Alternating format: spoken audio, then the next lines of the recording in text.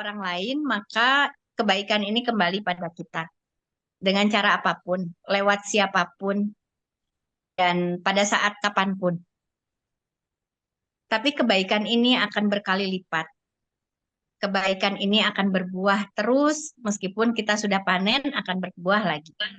Tapi jangan salah, ketika kita memberikan keburukan pada orang lain, akan berlaku sama. Akan berbuah, dan akan menjadi musibah buat kita. Jadi, betapa pentingnya mengendalikan pikiran. Ya, next Pak Hari. Ya. Nah, bagaimana menumbuhkan bibit yang baik supaya bisa mencapai keempat tujuan hidup kita tadi di depan. Tujuan secara keuangan, relasi yang baik, kesehatan, dan kedamaian. Pertama adalah pastikan dulu apa yang kita inginkan. Misalnya, Pak, Eko ingin uang. Bukan lagi Eko ingin kerjaan. Rata-rata mereka yang konsul sama Eko itu bilangnya abu-abu, Pak. Saya ingin kerjaan, tapi bentar. Kerjaan kalau nggak dikasih uang mau nggak? Nggak mau. Ya kalau gitu kamu butuhnya uang, bukan butuh kerjaan. Jadi pastikan secara jelas apa yang kita inginkan. Ekoi butuh uang, misalnya itu. Lalu tugasnya apa? Cari orang lain yang juga membutuhkan uang. Kemudian bantu dia. Mungkin secara logika, ketika kita butuh uang dan harus memberikan uang, itu kayaknya nggak logis ya Pak. Gimana caranya? Kan saya lagi butuh uang. Gimana memberikan uang pada dia? Yang diberikan adalah bibitnya, bukan pohon uang. Bukan pohon uang, tapi bibit uang. Bibit itu selalu kecil. Jadi mungkin kita saat ini punya uang 10.000, berikanlah donasi 1.000 rupiah. Nggak perlu semuanya. 1.000 rupiah. Pada orang yang juga membutuhkan uang. Atau misalnya kita memang tidak punya uang. Berikanlah waktu kita. Waktu adalah uang. Atau berikanlah bantuan tenaga pada orang lain yang membutuhkan. Tenaga kita bisa diartikan sebagai uang. Maka memberi tidak harus secara materi. Jadi kita butuh kreativitas, butuh apa ya? Butuh penyelaman apa sih yang sebetulnya dibutuhkan orang lain.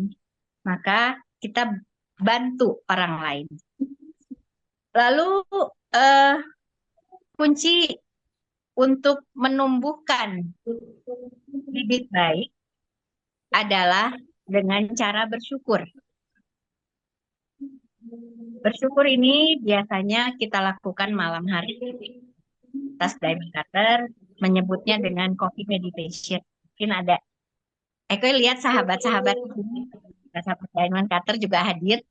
Jadi buat kami cara menyirami dan memberi pupuk bibit baik adalah dengan cara coffee meditation atau namanya bersyukur. Biasanya kita lakukan malam hari. Nah, kalau malam hari biasanya yang dipikir itu besok ngapain ya? Aduh, besok masak apa ya? Kalau mama begitu ya. Besok masak apa? Kemudian besok anak sekolah. Ini awal bulan harus bayar SPP sekolah atau harus bayar cicilan motor atau harus bayar tagihan listrik. Itu biasanya muncul ketika malam hari. Nah, ini yang kita rubah. Malam hari tugasnya hanya bersyukur saja. Bersyukur atas apa yang kita lakukan seharian tadi. Apa sih yang sudah kita lakukan seharian tadi?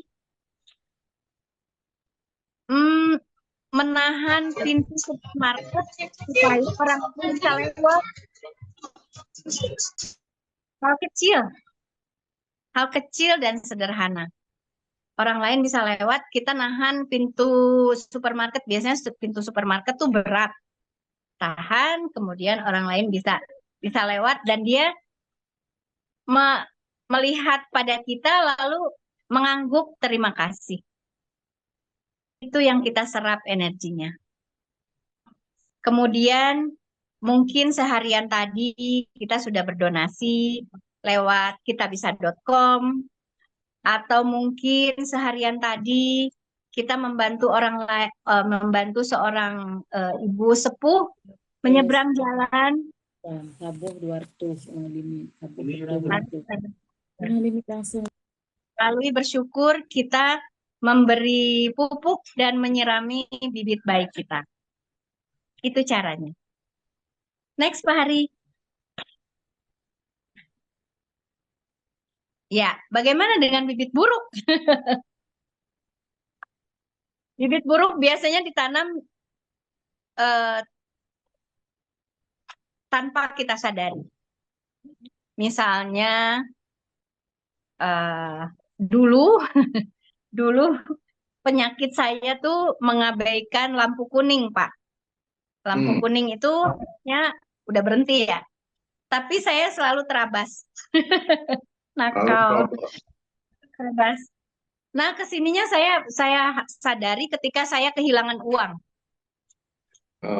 Ketika saya kehilangan uang, saya mulai evaluasi lagi. Kenapa sampai saya kehilangan uang? Oh, suka nerobos lampu kuning. Artinya lampu kuning itu kan milik orang lain, Pak. Waktu yang disediakan untuk orang lain, tapi saya ambil. Artinya saya mengambil uang orang lain. Maka ketika uang saya hilang, ya jangan komplain. Gitu ya, Pak. Ya. Itu bibit buruk yang sudah saya tanam. Lalu bagaimana caranya menyeimbangkan bibit buruk ini? Ketika sesuatu terjadi, misalnya waktu saya kehilangan uang, saya menyadari kembali cerita pena. Kenapa saya kehilangan uang? Artinya saya pernah menanam sesuatu yang menyebabkan saya kehilangan uang. Jadi saya tidak bisa lagi menuduh pencurinya, menuduh penipunya. No. Karena saya yang menyebabkan kehilangan uang. Menyadari cerita pena. Lalu kedua, berhenti melakukannya dan berkomitmen dalam waktu tertentu. Sejak itu, saya berusaha berkesadaran dalam berkendaraan. Kalau ada lampu kuning, saya betul-betul berhenti. Dan saya lakukan itu sampai sekarang. Karena saya nggak mau uang saya hilang lagi ya, Pak. Ya. Dan kemudian tanam bibit sebaliknya. Tanam bibit sebaliknya adalah tanam bibit uang dengan cara menyediakan waktu sama orang lain, atau di jalan juga saya sengaja menginjak rem untuk mempersilahkan kendaraan lain buat terhubung. Jadi kita menyediakan waktu, menyediakan kesempatan, memberikan kenyamanan untuk orang lain. Next, Pak Hari. Inilah hukum semesta. Hukum semesta adalah yang tadi, hukum tabur tuai. Apa yang kita tabur, pasti kita tuai. Iya, Bu Irut. Apa yang kita beri pada orang lain adalah sebetulnya untuk kita. Karena semuanya akan kembali pada kita. Hukum tabur tuai. Dan hukum kedua adalah yang saya praktekkan sehari-hari adalah hukum ketidakpastian. Manusia lahir, sakit, tua, dan meninggal. Maka saya sampai saat ini masih berlatih dan masih berusaha untuk melepas kemelekatan. Siapapun yang datang akan pergi. Apapun yang saya punya pasti akan berakhir, pasti akan selesai, dan mungkin barang pun akan di diberikan kepada orang lain. Saya mungkin punya yang baru atau mungkin akan rusak. Melepas kemelekatan ini masih satu PR buat saya. Begitupun misalnya saya dekat sama satu sahabat, ketika sahabat ini sudah mulai menjauh, saya masih merasa sedih. Padahal tidak ada salahnya dia menjauh, tidak ada salahnya dia selesai menjadi sahabat saya. Maka saya harus melangkah, mengisi waktu-waktu yang baru. Ini yang menjadi PR saya juga. Next, Pak Hari.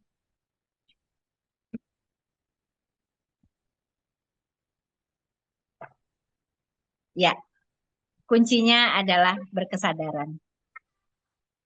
Berkesadaran untuk saya pribadi adalah perbandingan antara ketiga masa ini. Kalau kita hidup di masa lalu, kita akan diliputi kemarahan,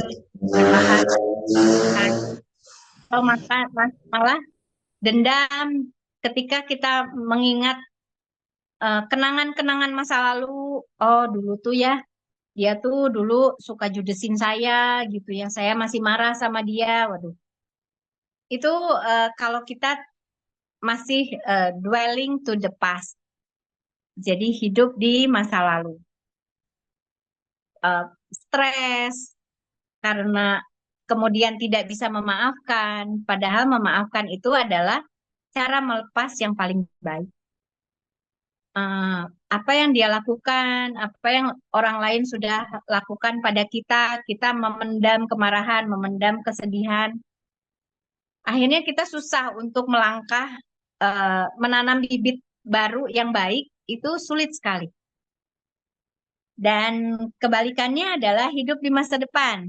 Ketika saya di sini, atau misalnya ketika tadi tuh 5 menit lagi mau masuk tuh Pak Hari, ada satu khawatir masih grogi gitu ya. Aduh, nanti bisa nggak ya ngomongnya? Lalu rasa khawatir, takut, cemas, akhirnya menjadi satu panik. Ini kalau kita membayangkan masa depan.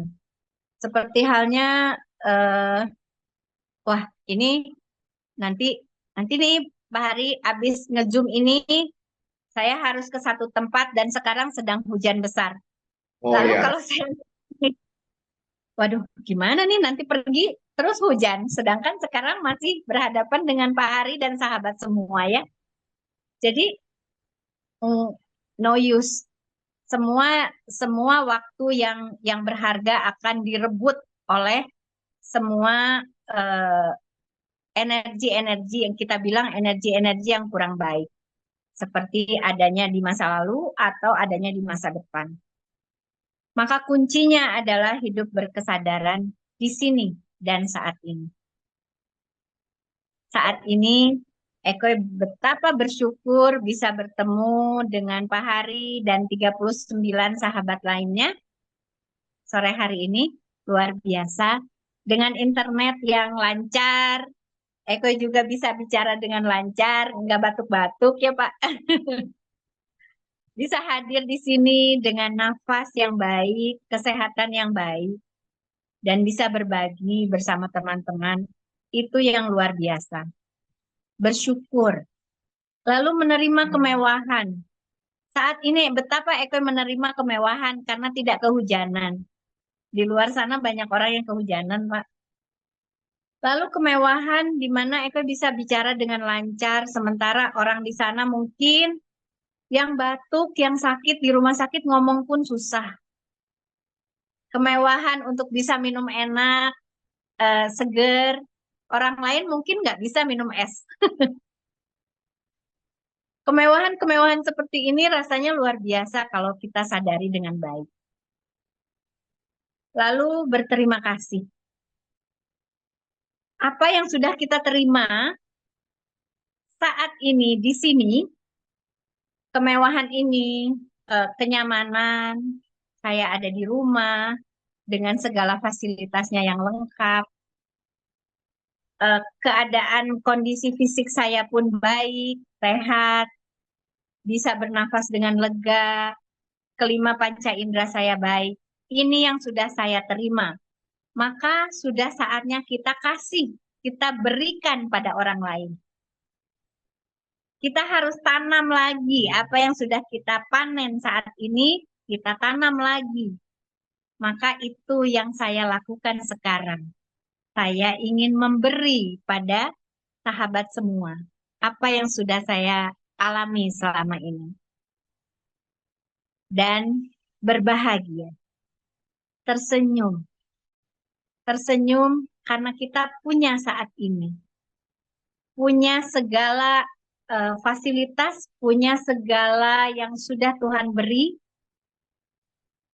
Sampai detik ini dengan berbagai perjalanan selama tahun-tahun yang lalu, sampailah saat saya di sini.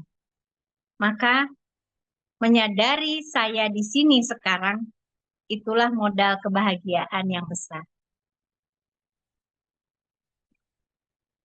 Ya, next Pak Hari. Terakhir,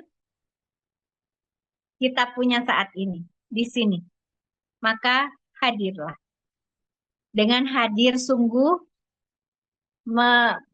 mengundang pikiran kita hadir, mengundang jiwa kita hadir, mengundang batin kita hadir di sini saat ini adalah kesempatan yang luar biasa kita bisa menanam bibit sebanyak-banyaknya bibit baik untuk kita bisa panen di masa depan. Kita bisa memanen semua hal yang kita mau. Kebebasan finansial, relationship yang luar biasa, kesehatan, kemudian spiritual yang bertumbuh dengan baik, kita punya saat ini. Maka hadirlah dan tanamlah banyak bibit baik.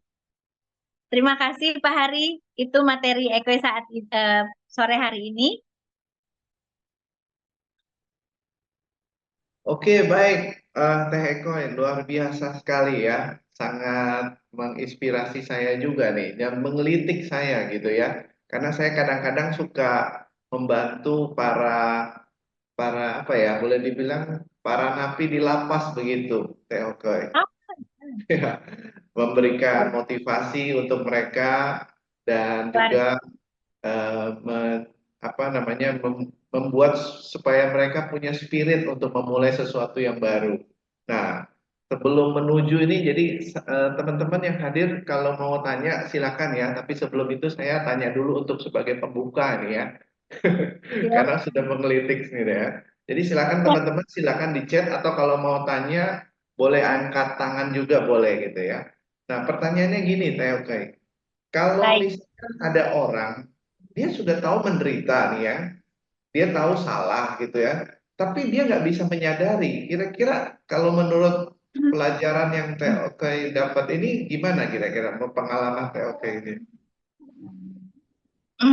Baik Pak Hari, terima kasih pertanyaannya. Apakah dia sungguh menderita atau menurut Pak Hari dia menderita? Dia menderita sebetulnya karena sudah hidupnya sulit, banyak masalah gitu kan. Jadi, Ya. tapi kalaupun dikasih tahu, dia tidak pernah mau untuk memperbaiki gitu.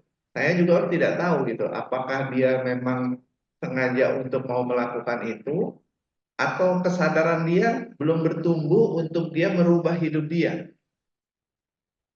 Nah, gimana Yes. itu? Saya nggak ngerti juga tuh, Teh Oke. Ya. Ada beberapa klien yang serupa, Pak, datang pada saya. Kadang-kadang orang dengan penuh penderitaan dan penuh masalah, seperti gelas yang penuh, Pak. Ya. Ketika kita memberinya nasihat, maka nasihatnya terbuang. karena di dalamnya